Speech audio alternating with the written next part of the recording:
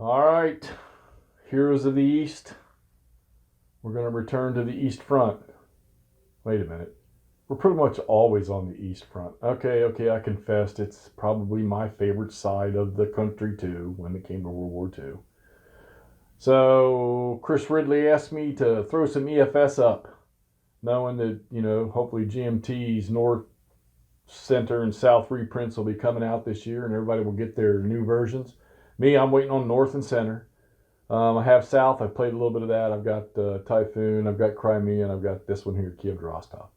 So I did a little poll on Consum World on my little group there, and K2R was the one that the 5 or 6 people that voted wanted to see.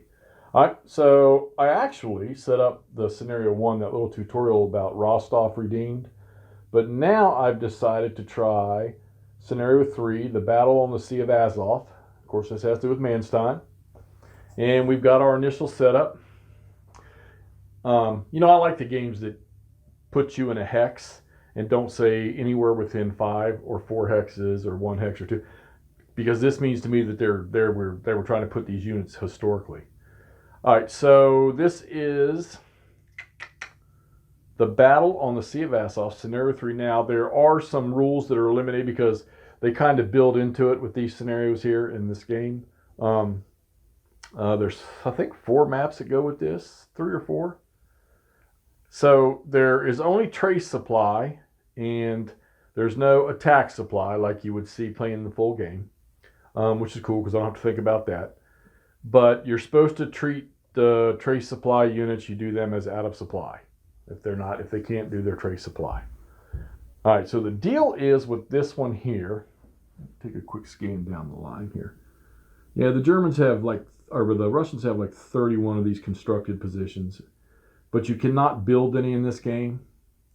There is air in this game. I think that's Melitopol or something like that. What is it called? Yeah, Melitopol or something like that. Then down to the Sea of Azov. And I have to assume this was the isthmus. Yeah, those two right there. Got to be the isthmus going over to the Crimea, where Sevastopol is, and where Manstein. What do you do? Take a, was it 11th? What army did he do there? He took some army down there. I know he had 11th Army or something like that down there. Anyhow, so the objective of this game is 1, the gold stars. There's 3 of them, and the Soviets need to maintain those. But with that, they need to take 3 of the silver stars. 1, and it looks like that ought to be pretty easy to do. So maintain the 3 gold ones and take 3 of the silver ones. And there's one down here by itself, and there's one back here on the other side of the destroyed bridge. And it's an automatic victory if the Germans, the Axis, take 12-step losses. Yeah, 12-step losses. And you have a little chart. It's 6 game turns, all right? And then you have a chart to track your Axis step losses. And also the Russians must have, so here's his victory conditions. He can have no mandated attacks remaining, all right? Which you'll see that chart right there. All of the following locations are still friendly. Those are the 3 gold stars. And any 3 of the following locations are friendly. So he's got to take 3. And then an alternate victory condition is the Soviet player wins regardless of locations held if the Axis player has lost a total of 12 or more steps during the course of the scenario. All right, so it seems like a lot of victory conditions, but actually it's also pretty simple. So maintain for the Soviets, maintain what you got, reach out here, take 3 more of them, hold on to them to the end of the game, or cause 12 strength point losses to the Germans.